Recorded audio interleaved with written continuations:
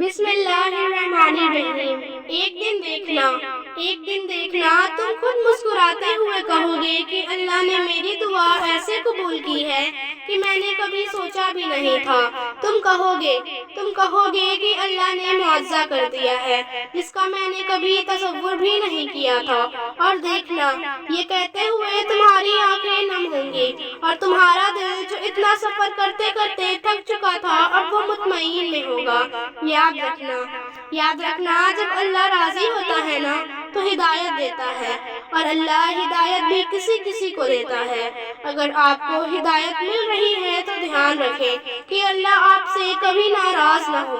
یقین رکھیں اگر اللہ نے کچھ دروازے بند کر دیے ہیں تو اس نے ابھی تمہارے نصیب میں گنجائش باقی رکھی ہے کہ تم شدت سے مانگو اور وہ ہر دروازے کو کھول دے گا تمہارے لیے۔ جب ہمارا توکل اتنا مضبوط ہو جائے کہ جس کے آگے ہم نے ہاتھ پھیلایا ہے وہ کبھی کوئی دعا رد نہیں کرتا، تب ہوتے ہیں معجزے۔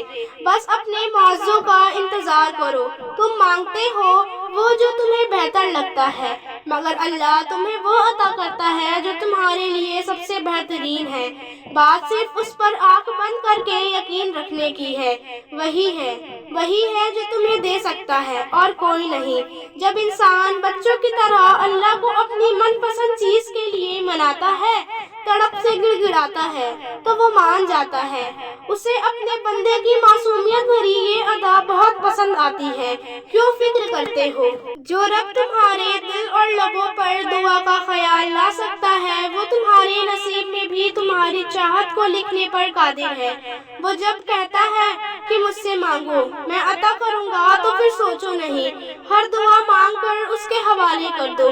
ایک دن آئے گا کہ جب تمہاری دعا پر کن فرما دیا جائے گا اور تمہیں اپنی زندگی میں بہت قریب سے معجزے ہوتے ہوئے دیکھو گے۔ جب تمہارا خواب حقیقت میں تبدیل ہوگا تو تمہیں اپنی آنکھوں پر بھی یقین نہیں آئے گا اور تمہاری خوشی کا کوئی ٹھکانہ نہیں ہوگا۔ ہم جو چیز مانگتے ہیں نا اللہ تعالیٰ سے، وہ اللہ کو پہلے سے ہی معلوم ہوتا ہے۔ ہم جس چیز سے تڑپ رہے ہیں نا اللہ تعالیٰ پہلے سے اس تڑپ سے واقف ہوتا ہے کہ ہم مانگنے اللہ سے۔ اسے پہلے سے ہی پتا ہوتا ہے کہ میرا دل کس چیز میں الجھ گیا ہے، تو جب اللہ کو پہلے سے ہی معلوم ہوتا ہے تو وہ ہمیں کیوں نہیں عطا کرتا؟ اس لیے تو اس نے دعا بنائی، دعا مانگنے کے لیے ہمیں بنایا تاکہ ہم اس سے مانگیں، اس سے باتیں کر سکیں، اسے بلا سکیں، اس سے دور نہ ہو جائیں، اس کے قریب رہیں تاکہ وہ ہماری طرف متوجہ ہو سکے۔